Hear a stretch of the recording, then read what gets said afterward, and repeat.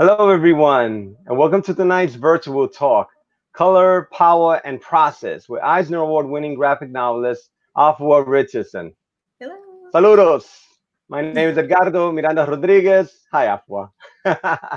This virtual talk is part of the Caribbean Cultural Center African Diaspora Institute's related exhibition programs for the current exhibition, The Color of Power, Heroes, Sheroes, and Their Creators. It's an exhibition that I curated with the Caribbean Cultural Center as part of a body of work that I've actually had the honor of producing for the Caribbean Culture Center over the last few years. My first exhibition was with Joe Quesada, Marvel's chief creative officer, when we presented Centurions, the art of Joe Quesada. Our second exhibition was Marvelous Color, which was a celebration of superheroes of the African diaspora from Marvel's pantheon.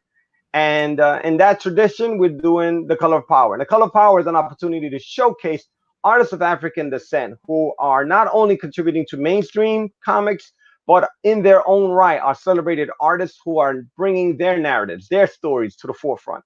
And one such artist is Afua Richardson, who is part of our exhibition and is joining me here tonight in this conversation. The Caribbean Culture Center African Diaspora Institute is an arts, cultural, art education, and media organization that advances cultural equity, racial, and social justice for African descendant communities.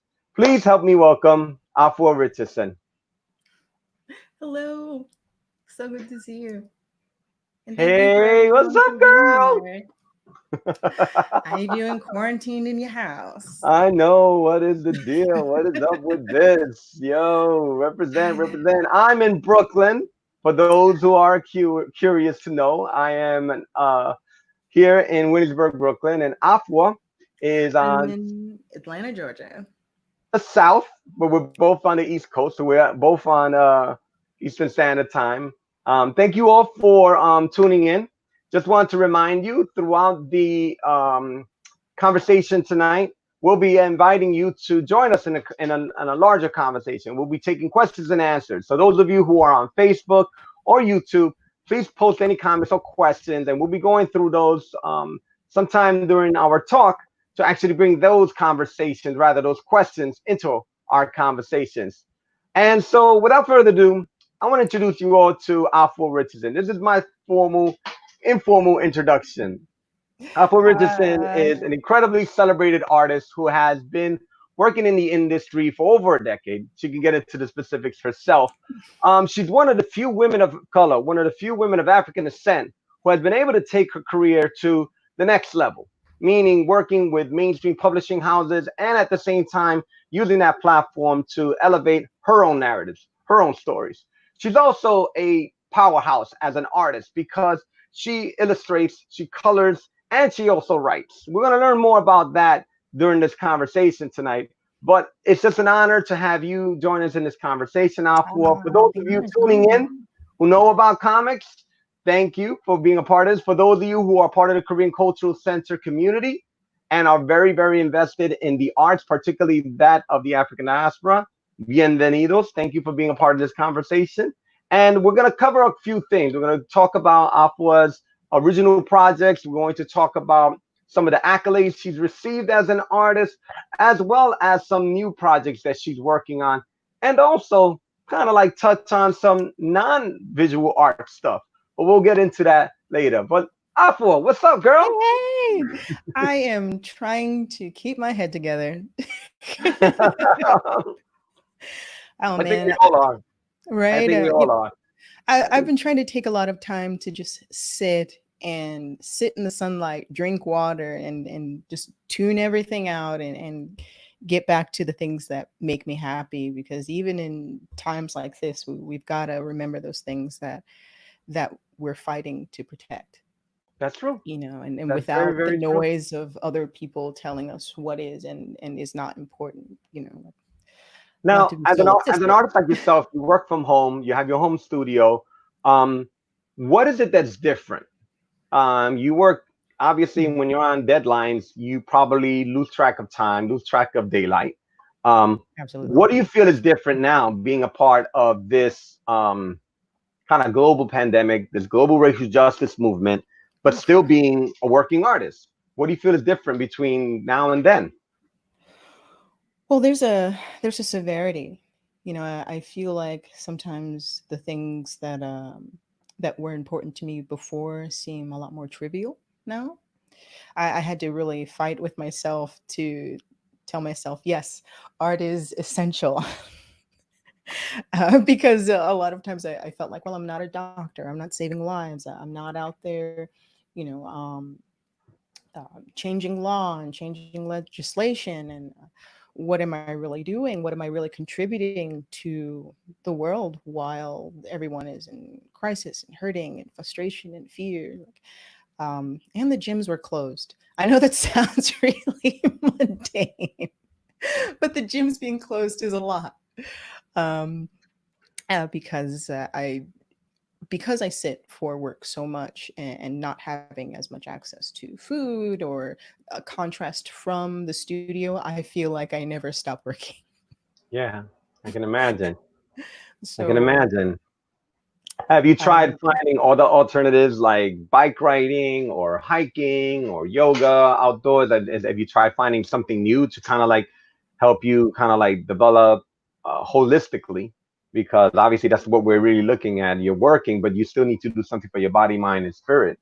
absolutely. You can't give what you don't have. And so I've been taking walks, a lot of walks, and my parks are open. Like the national parks in Georgia are open, and a lot of the local parks, the very big parks, so it's easy to do social distancing and things like that. So I have definitely been exploiting the parks and just kind of spending some time in my little backyard in the grass and just soaking up the sun, getting the vitamin D, and making sure I tune in so I just don't become a studio golem and like curl up over my drawing table. That's amazing. I think it's important that we have these opportunities when we have these outlets and even these spaces. Like if it's something as so common as many of us who do have access to our backyard to really see how valuable and essential that is right now Ooh, to be able to get man, some vitamin D. I'm I've been able grateful to to have enjoy. patch of grass.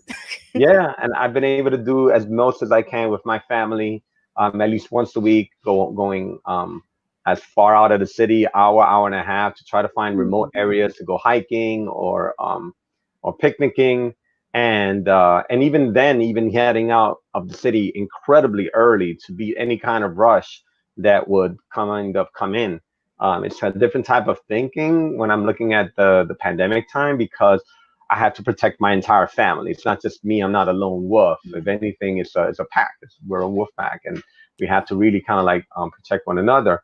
But absolutely. at the same time, you're in the midst of this international racial justice movement that's overwhelmingly Mm, essential and necessary and long overdue. A movement that's been, I think, easily can be said is old centuries in the making. You know what I mean? I think people of African descent on our earth have been struggling for equity, have been struggling and fighting for a fair place, a respectful mm, space, and the right to just be. And I mm. think this is an amazing time. We grew up learning of the civil rights era and of so many other social movements, and it's amazing to literally be living through one right now and to see the progress that has been made in terms of how certain cities and states across the United States are actually looking at introducing new legislation and how the voiceless are actually being voiced. And in that space, I actually want to start talking about your art because one of the things that is part of this exhibition that we currently have, and although to everyone who is tuning in, although we physically don't have the Caribbean Cultural Center Gallery open, you Mhm. can actually get an actual virtual tour of the exhibition right now, or not Oh, now because that's we're in the middle of cool. a conversation. Yeah, so you can actually visit the Caribbean Culture's website, cccadi.org, or even on social media accounts on YouTube or Facebook, and you can get an actual virtual tour. I actually narrate the talk, and it gives an opportunity for Oh, viewers and visitors to see the awesome. space. So you can actually make it yourself, even though you never made it out of Georgia. Yay! I was so And what sad I couldn't attend. but you're here now, which is actually kind of like surreally like connected. Right?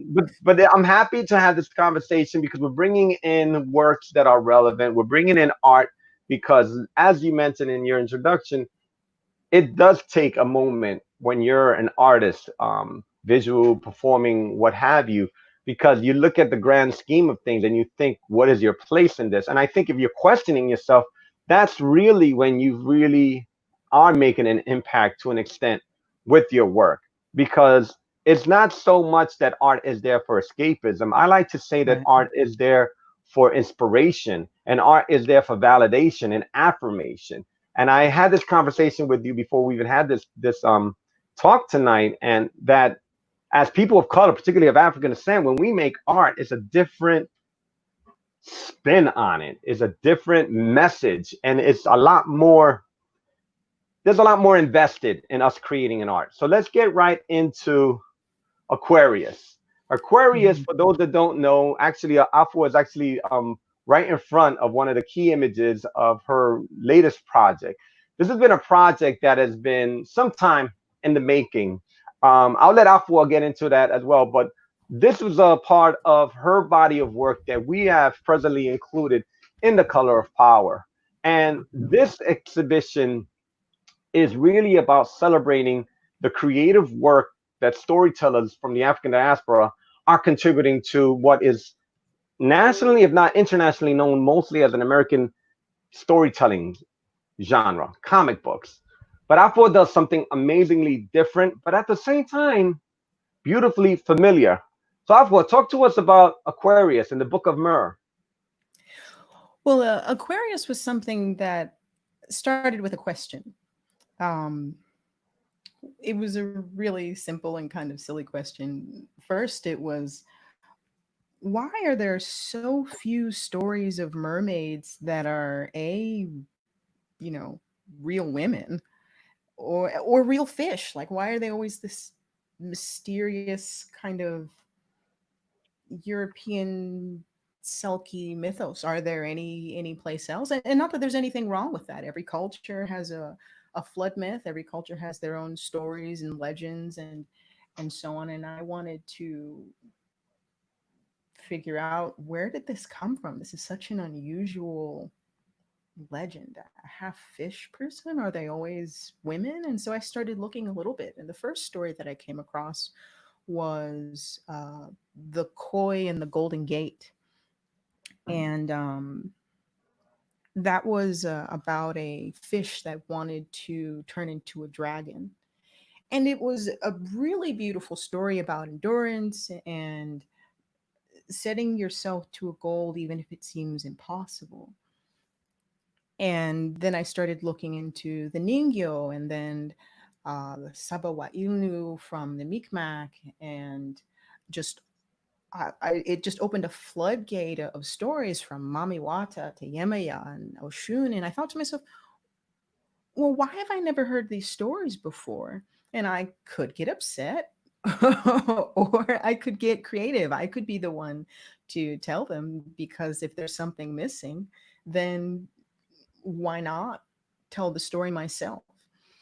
And so I wanted to find a theme that was also connected to everyone, because I grew up in New York.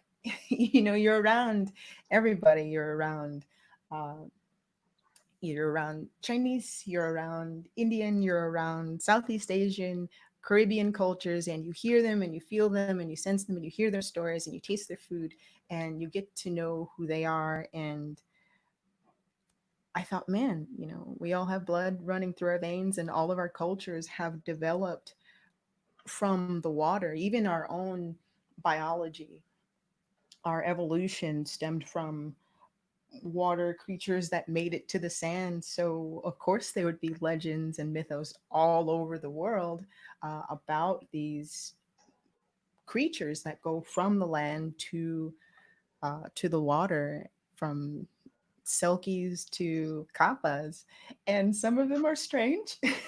And so I'm going to try to make sense of a lot of these stories and tie them all together into modern issues with water, like Hurricane Katrina, or flooding that's happening in various places, or even something very relevant and potent like the water quality of Flint, Michigan. You know, we live in a quote unquote first world country, but we don't have clean water.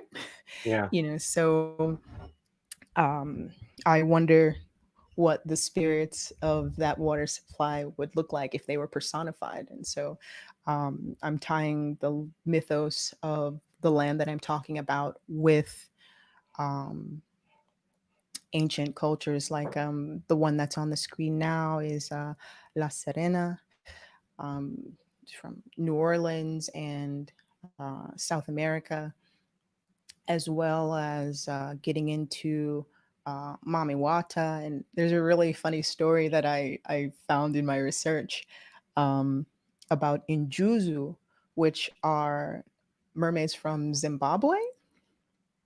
Oh wow.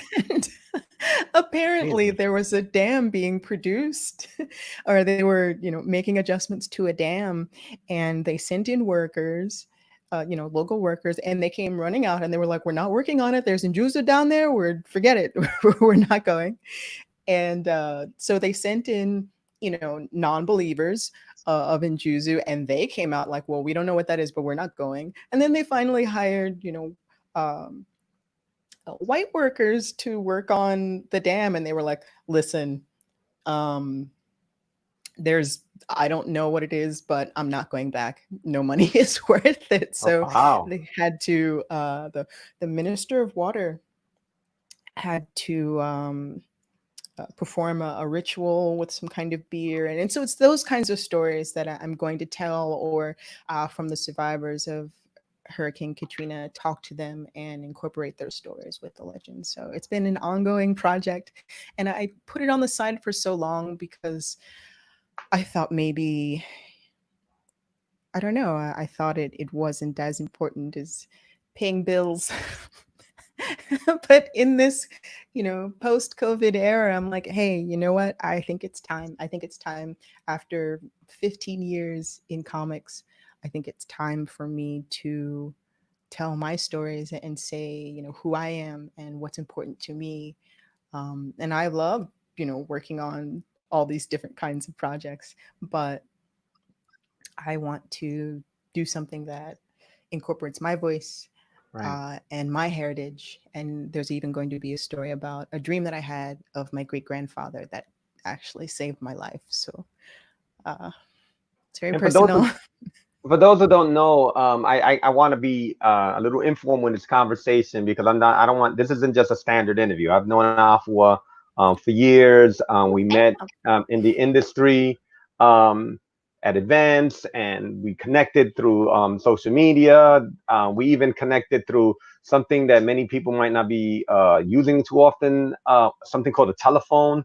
And we actually were like really talk to each other for hours, and it was like we were kind of like giving each other support. We were both going through things in Yes. our personal lives, and we would oftentimes, the best thing that I think a soul, a spirit needs is just an audience, an ear to just listen.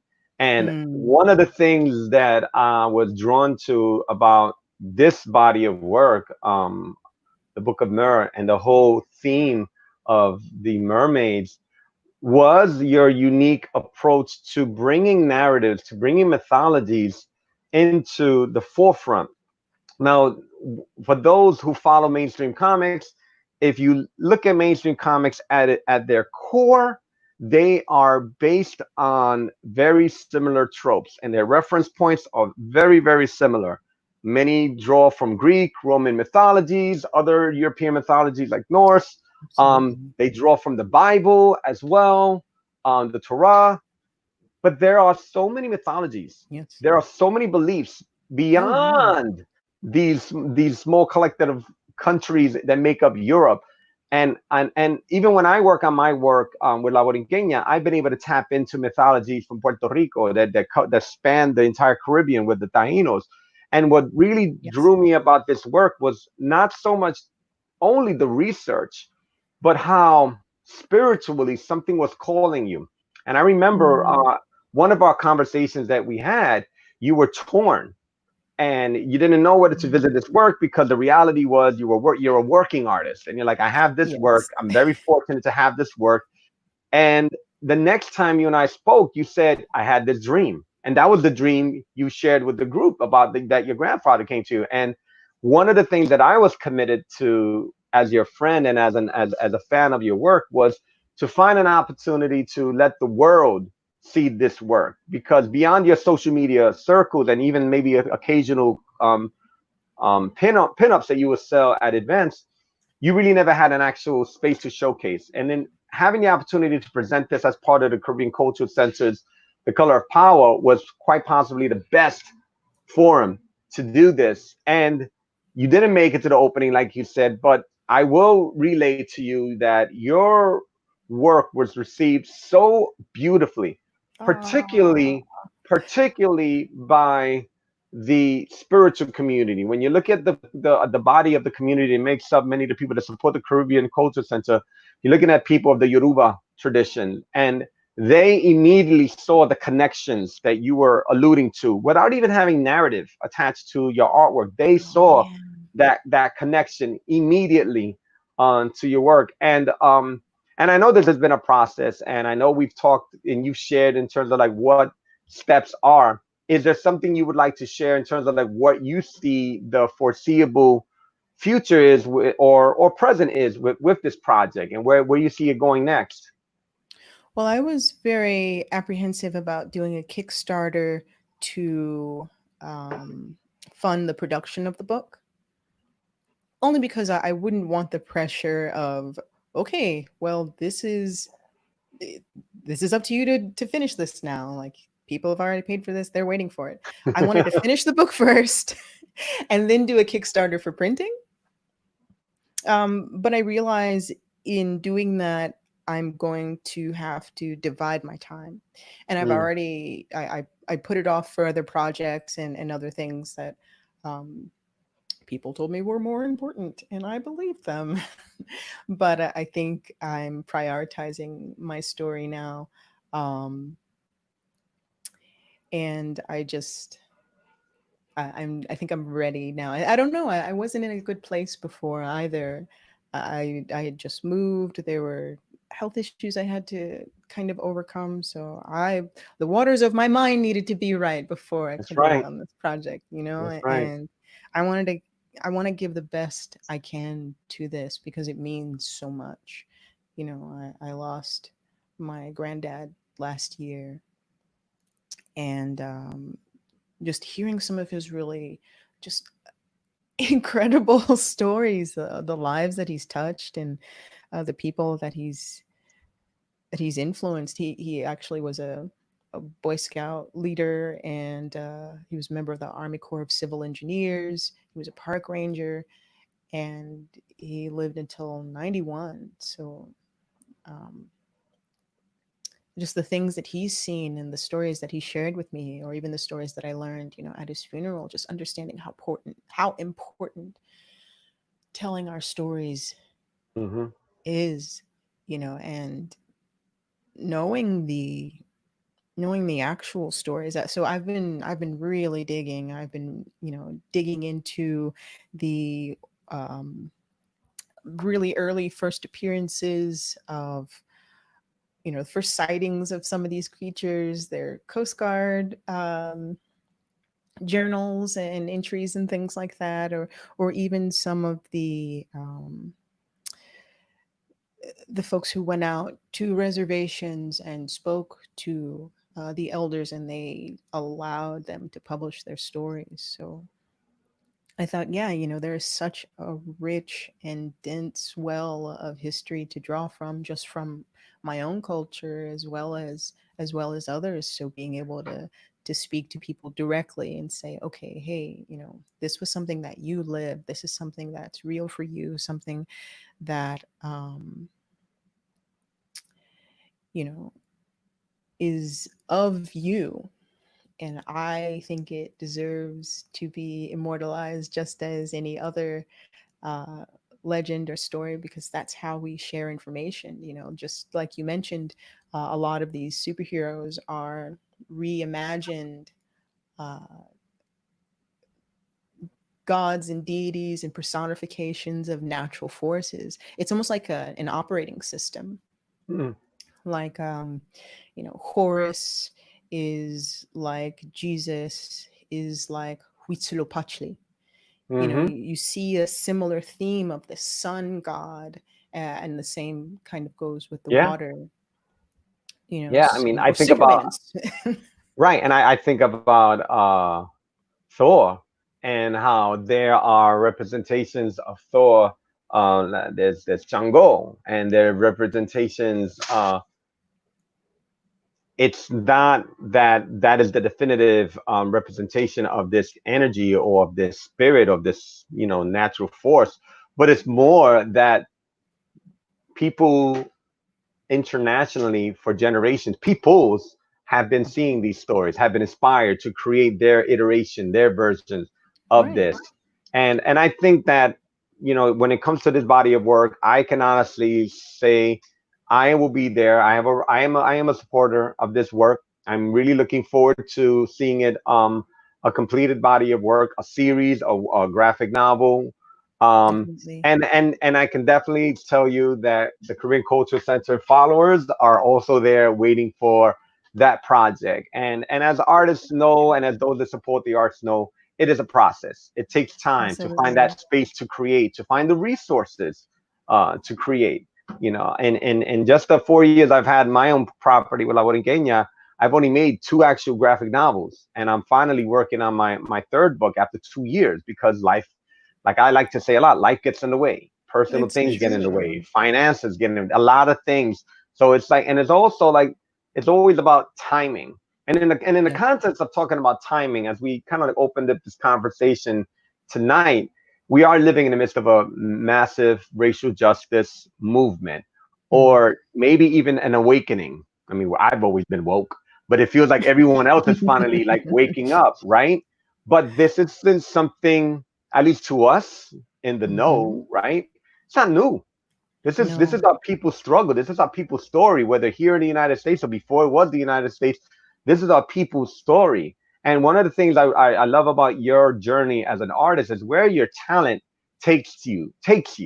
Your work has not only dressed uh, godlike characters with colorful costumes and capes and iconic imagery that are recognized internationally because these characters have been around for longer than you and I have been around. But your work also is touching historical moments, like bringing a historical figure like Gloria Richardson into this space that your pen is actually adding to the narrative that is part of this social justice movement. So talk to us more about like civil rights, for example, and getting that into comic books and Black history art. How do you feel about that? And share with us this whole process of actually having the opportunity of working on a body of work that really like celebrates and more than anything else acknowledges the leaders of the Cambridge movement. Talk to us more about that. Oh man, it was such an honor to draw someone like Gloria Richardson. And for those who don't know who she is, um, she was the leader of the Cambridge movement, which pushed and successfully desegregated schools in Cambridge, Maryland. And brilliant woman. She's actually still alive. She's a professor at the University of Cambridge, who I worked with to draw this portrait. And you may know her from her famous photo of pushing a gun of a National Guardsman out of her face. And she's fierce, a fierce, fierce We got to woman. zoom in on that Uh, picture. oh yeah, it's super tiny. Sorry, sorry. I should have gotten a bigger That's okay. Cat will hopefully one. find a way to make it That's bigger. I'm sorry to that's no interrupt you, Aqua. fault. No, no, No, no, you're it's fine. cool. It's cool. It's cool. It's cool. um, but her journey started when an uncle of hers, who was a lawyer in the 1960s, died from his injuries because he went to a segregated hospital and they wouldn't treat him. And Mm, his story was not unique. There were many people, some who I know personally, who couldn't get treatment because it was the wrong kind of hospital. And that was a reality for some people.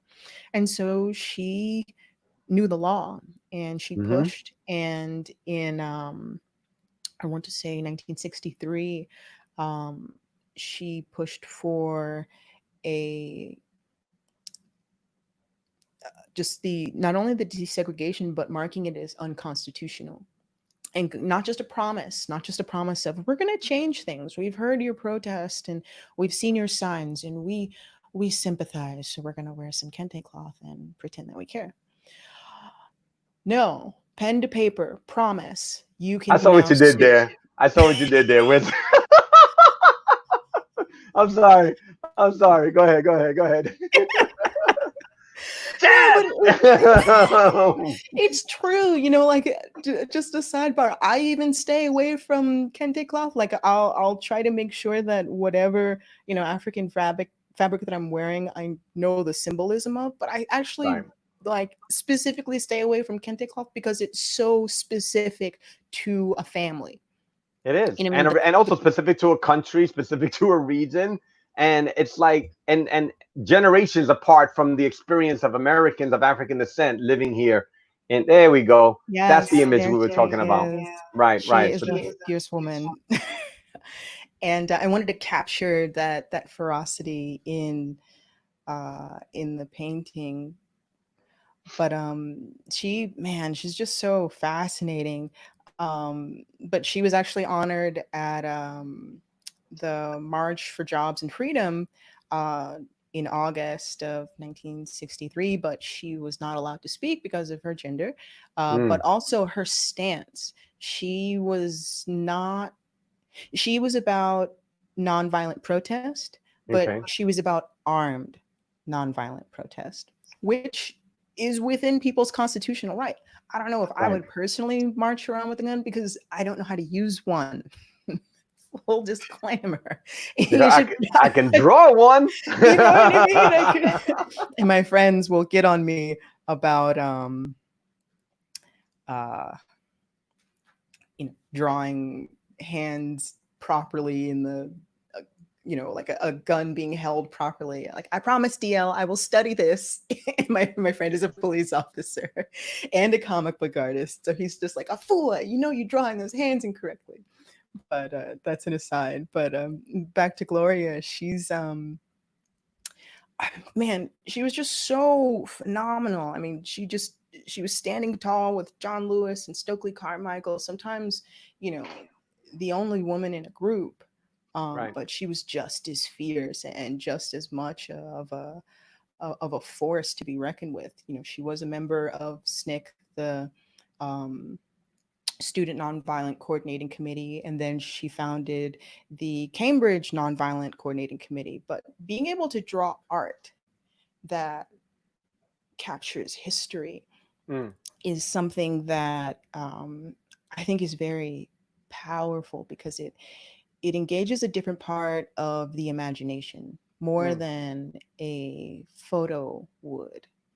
I think. I mm, mean, you can learn a lot from photos, right. absolutely. But I think about myself as a young person just learning about the world, like the kinds of books that influenced me and changed my perspective on beauty and bravery and ferocity.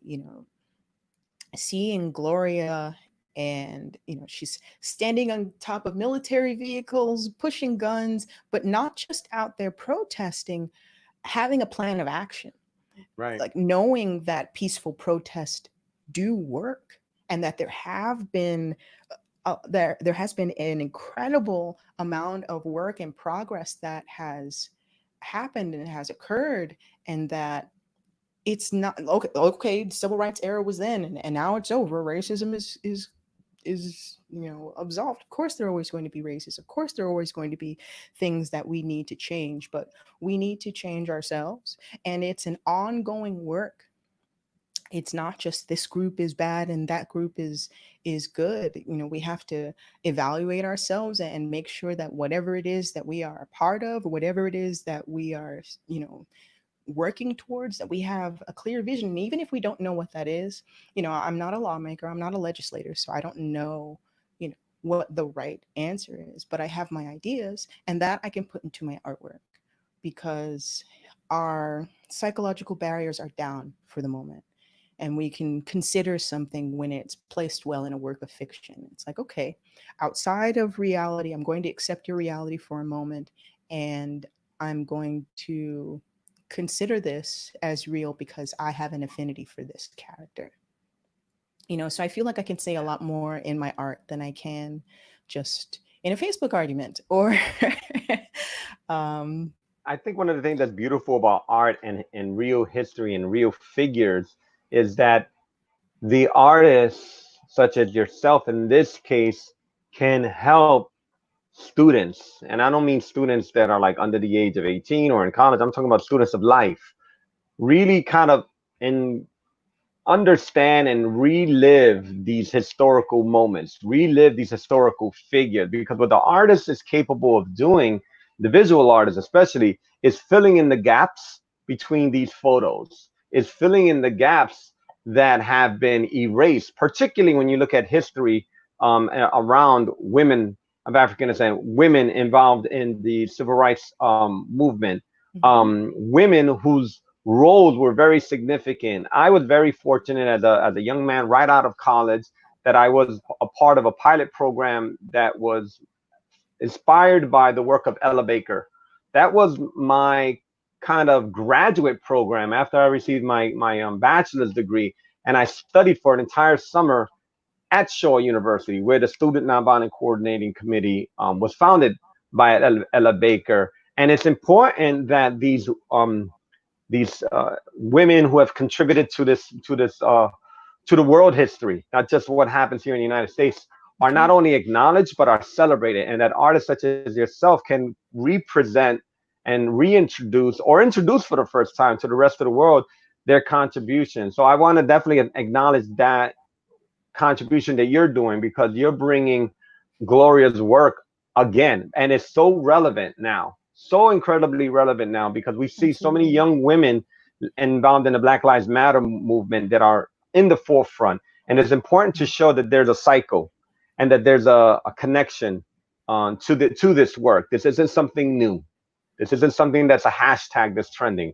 For many of us, this is in our ancestry, in our this is in our he- hereditary like DNA structure that to stand up and fight. And one of my mentors told me, Edith Morales, she told me that organizations and social organizations, right, come and go, but it's the people that continue the work. It's the people that keep the movement going. So wherever you find Absolutely. yourself, if you're a visual artist such as yourself, you are essential because you're introducing this art and you're introducing people to the real world heroes that have contributed and tirelessly continue to be a part of this fight for social justice. So thank you for that. So we're gonna change gears a Yeah. little bit, and Hmm. we're gonna start talking about accolades. I kind of like mentioned that in the beginning of the talk. Now, for those that don't know who are tuning in, um, well, every industry, every entertainment industry has their standard top tier award. Theater is the Tony, television is the Emmys, film is the Oscars, music is the Grammys, comics is the Eisners.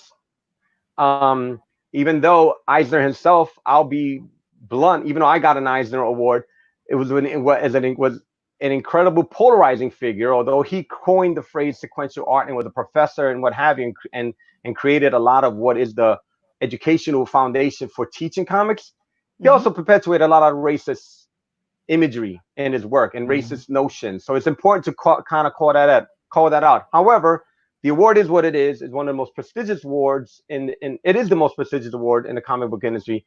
And Afua, you actually were one of the first women of African descent to actually win this award. So now, as can be the same in like in all industries, there's this called the Oscar curse.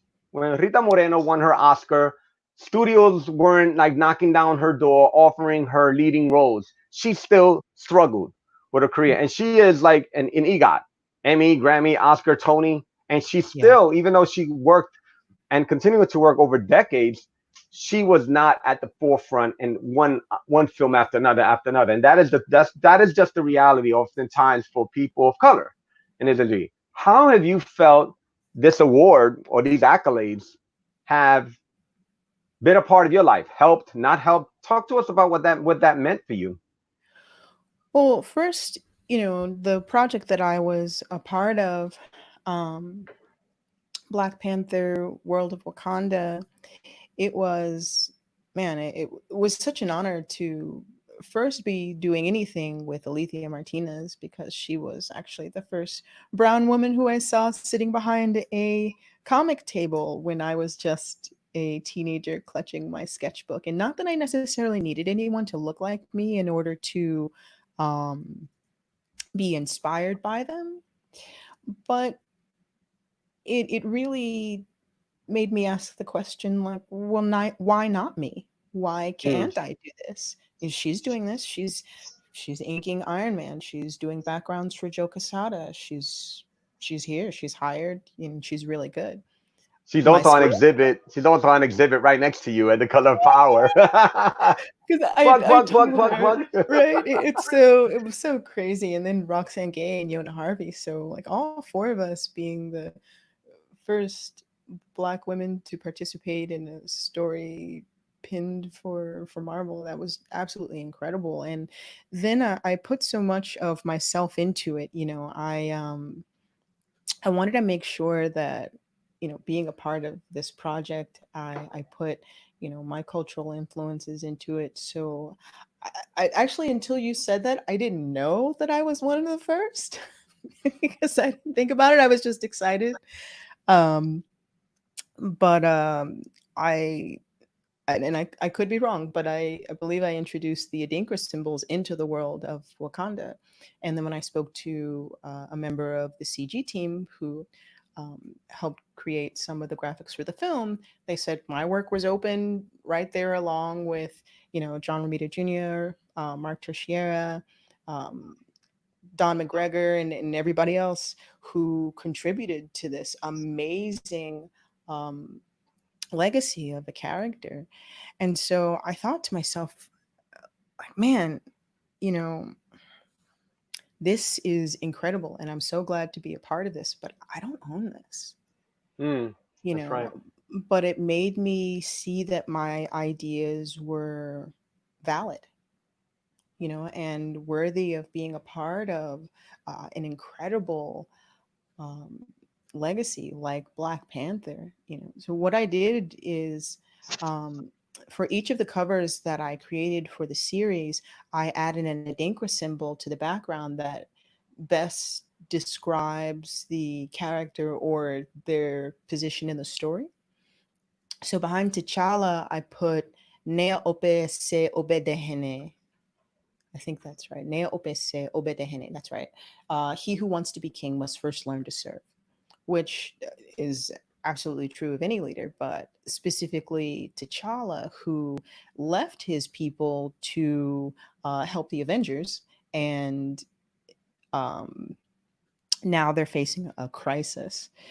So each of these covers, Aban is a symbol of authority, and um, also the crossing swords, just these various symbols of Adinkra, which are specific to the Akan, which is where my name comes from. Afua is a Ghanaian name, which means girl born on Friday. And I believe in the 1800s, a king named Kofi created the Adinkra symbols. Adinkra means goodbye, so it's associated with transitions and very important movements in a person's life. So um, Kofi is a boy born on Friday, Afu is a girl born on Friday. So when I learned that, it was at a time in my life when I um, didn't know very much about African culture at all. And Mm. as a matter of fact, I kind of grew up in a um, sort of a Southern Christian household where anything that was traditionally African was not looked upon with great love. So I I had just to learn on wanna, my own. I just wanna add, for those tuning in, Afua is actually drawing live right now. That's not actually a video. That's not actually uh, an illusion you're seeing. Afua is a digital artist, so she uses her technology, her software, to do illustrations. So she, although she does the traditional hand-drawn, hand-painted illustrations, um, a lot of her work that's published in mainstream comics, and I think it's because mainstream comics has really created a form of art that's more familiarly known as the deadline art. It has actually forced a lot of artists like Afua to adapt to this technology to kind of like create work at a faster pace. But what also sets apart Afua from other artists is, for those that aren't familiar with comics, comic books are an assembly line. You have the editor, the writer, the penciler, who initially actually makes rough renderings based on the script that the writer provides. Then you have the inker that comes in and completes those penciled illustrations. And then you have the colorist who comes in and applies the colors. Afua literally put two people out of work. You know what I'm saying? typical typical sister. You know what I'm saying? She not only leading the movement, not only like taking care of the family business, but as an artist, she is literally the penciler, the inker, and the colorist. So one of the reasons why she is so in demand in the mainstream comic book industry is because they don't literally have to go to three different artists to create this work. Afua, as one artist, as one like kind of similar, like kind of like rolled up studio in one, literally creates this work. Afua, what platform are you using right now, This is hardware Adobe. wise? This is Adobe Illustrator, which honestly is for illustration is kind of time consuming because it doesn't it's not very intuitive to traditional art or even drawing necessarily freehand. So I've had to make a lot of custom brushes Mm, and things to make this more of a drawing program instead of a graphic design program. But there are a lot of people who use Illustrator. It's just kind of on the time consuming side, but it gets the work that I want. And I was a self taught artist, so I didn't get the no, you shouldn't use this program speech from anybody. um, um, and the advantage of using Illustrator is that it's a program that is focused more on graphic design. And with that in mind, these vectors, I can zoom in right. and keep zooming in and not lose any resolution. The problem with that is I can zoom in and keep zooming in and lose sight of the fact that no one is going to see this necessarily unless it's blown up to the size of a billboard, But those which is also and helpful. I'll add. I'm a graphic artist myself, and I actually use Adobe Illustrator for. In fact, the title design for The Color of Power, I designed that myself in Adobe Cool. Illustrator, even incorporated Ben-Day dots into it. Um, but I also will add that in Photoshop, it's a pixel-based art. Even if you're drawing with TIFF, PSD, these are Hmm. file names, or JPEG. It's a pixel-based art, meaning that once you create a preset, for those that are tuning in, once you create a preset for what size your image is, you're locked to that. So when you Yes. zoom in, you'll literally start seeing pixels. And what Apple was referring to, vector based, is kind of an infinite crisp line. So she literally can draw in, draw in, draw in to the detail of the iris of a character. But the advantage of this is, for those that don't know, is when an artist such as Alpha creates commercial covers for comics, in this case Marvel, these covers actually oftentimes are used for merchandise. So Right. an artwork in illustration in this action in this instance, for example, may be reproduced in various size and formats. A standard comic book is just about 7 by 10 inches, but if it's Hmm. reproduced as apparel or banners or anything else, this is actually like optimally like the best format. Okay, we got geeky there a little bit with the with technique. I want to wrap up, and I know we have some time for some questions, but before we go into that, what many people might not know about Afua is that she is a multimedia artist, and I don't mean that because she does all of these different jobs in illustration, but she's also an accomplished songwriter, and singer as well. And I was hoping that we could kind of get a little clip to share with everybody who's online with us tonight to kind of get a sense of your work, your Cool. music, you know? It's interesting because the whole first part of my life was revolved around music. I started playing the flute at 9. I did an undergrad at Juilliard. I went to LaGuardia for the performing arts. I joined an all-female hip-hop crew called the Anomalies, and I was their female beatbox artist. Wait a and minute. Hold up. Pause. Pause. Pause. You were with the Anomalies. Yeah, Oh, snap. cutting Oh my candy, gosh. So Tree the wait, hold Honey up, hold up, hold up, Dog. hold up. I was part of Rocksteady crew. What? My friends were part of the Arsonists, you know. Oh, come That's what I'm on. saying. Oh my God. Um, I was down with this amazing collective of poets. They called themselves the Vibe Chameleons, and Shaki was actually like the lyricist, hip hop artist of Yeah. that crew. Okay. That's another conversation we need to take off this. Yeah. But let's hear some of this music, and then let's go into some Yeah. Q&A with some of the people All who have right. asked some questions. Here we go Cool. with some This is. música. See, we can hear. Oh, do we have any volume on this? I don't know. You might need to like. What's the opposite of lip sync? Right? Like, let's see. This was a song called Scour that I wrote with a pianist, Alexa Lima. Um, and man, I've been a part of so many bands and so many groups and so on. I'll sing it. Let's see, what part am I up to? It started with a flick of my thumb and a dream. Then the spark lit the strings of my veins and it burned out the seams. And then that fire, it grew into a flame. Here I am, no apologies, no shame. Well, now that I know what I know, nothing can be the same. Now that this time has come, the heat moves from my dome to my feet. Just put my heels on the street, 'cause I feel my soul beat. And it burns and it scours and it sees.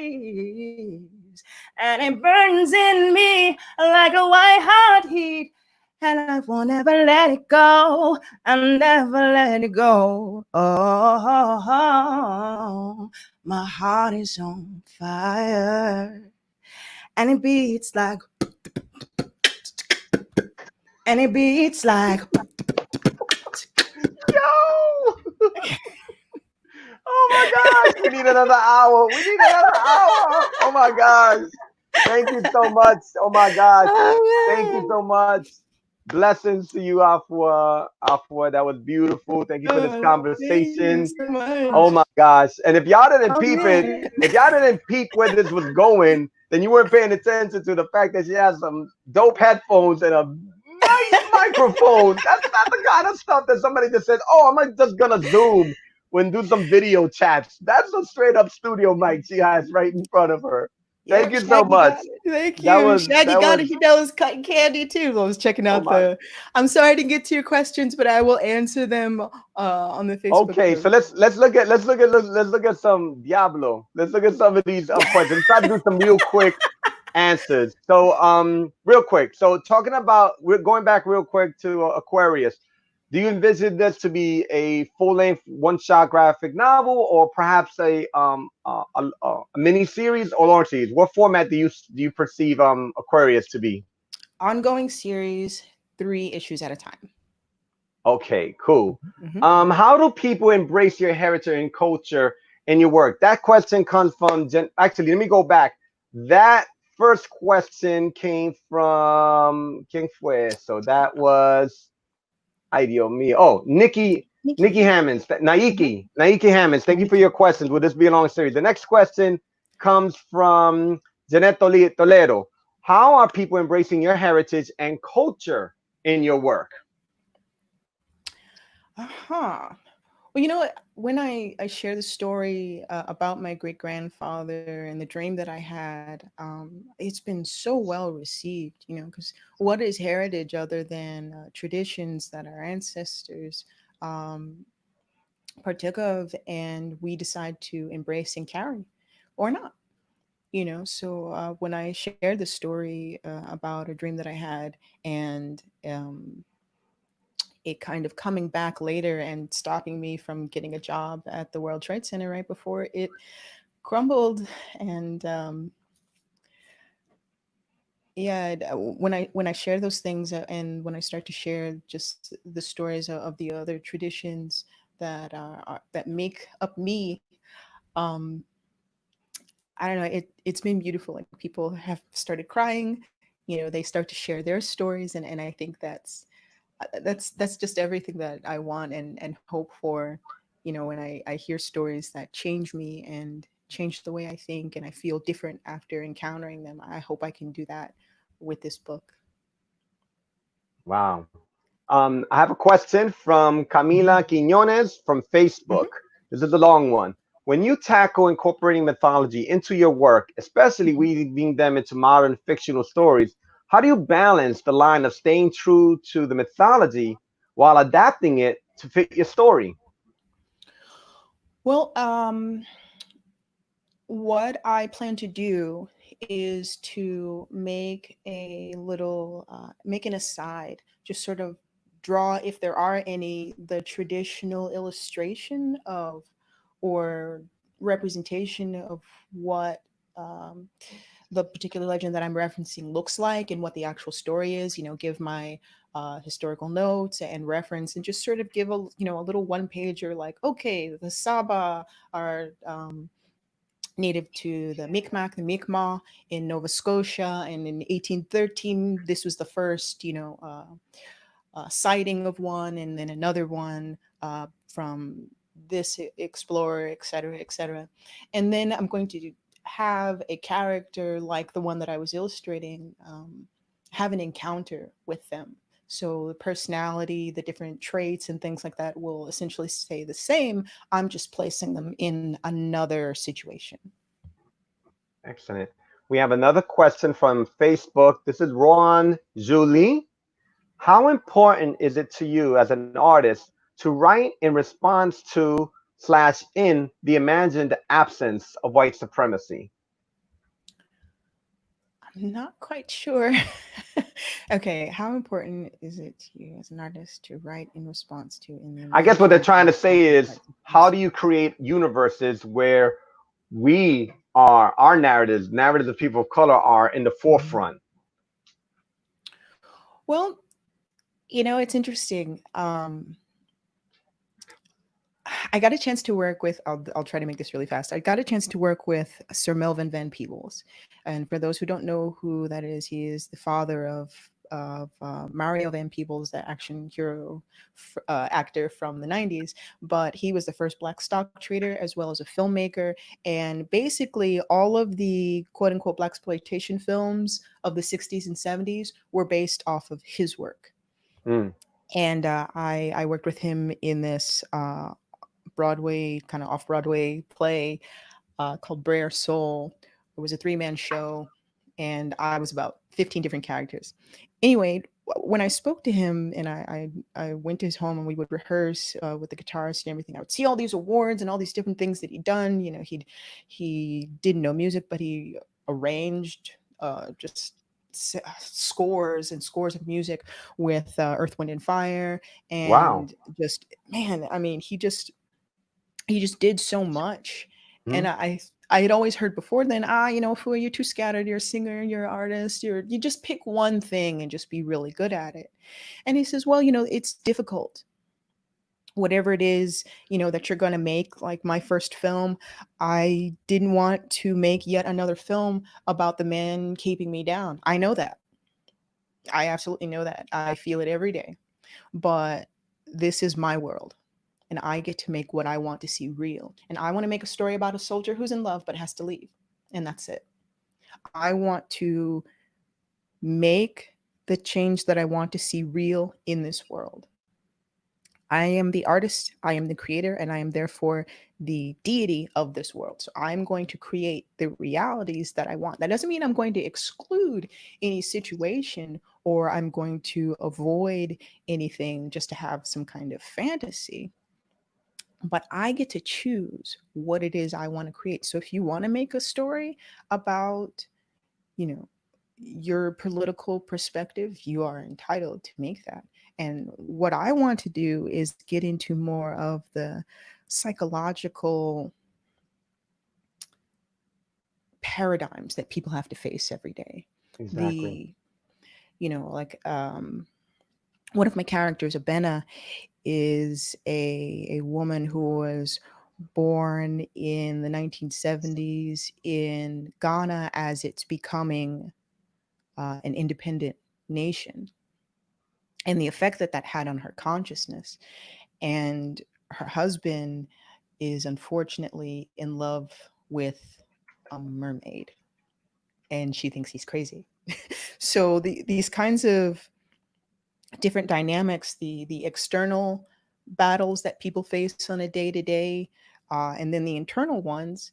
As Abena is a businesswoman who saw all kinds of terrible things when she was growing up, but that made her say, "Okay, I can rely on no one else but me." The problem with that is it makes you not trust people. The good side of that is, it makes her resilient and want to do everything herself.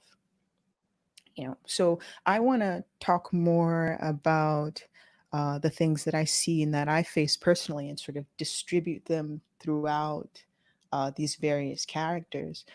Um, there are plenty of stories to cover some of the other things. Thank Yeah. you. That's a beautiful way to end tonight's conversation. Thank you to everyone that submitted comments, submitted questions to participate in this conversation. Thank you to everyone on Facebook and YouTube who tuned in to make tonight's Color, Power, and Process with Afua Richardson a reality. And of course, thank you, mi hermana Afua, for Thank blessing us with your you. narrative, with your stories, with your song, with your beats. And Thank you. Thank you you for know, hosting and your time. course. And And one of the things that I truly look forward once we're in the midst of a vaccine for this pandemic is to give you the big hug that I always get when we yes. see each other at these events. You know what I mean? And thank you so much, Afua. Thank you Thank for Caribbean you. Culture Center for making this Thank event a you. reality. Thank you, everyone. On behalf of myself and Afua, have a good night. Enjoy the rest of your evening. And we are out. Ashe.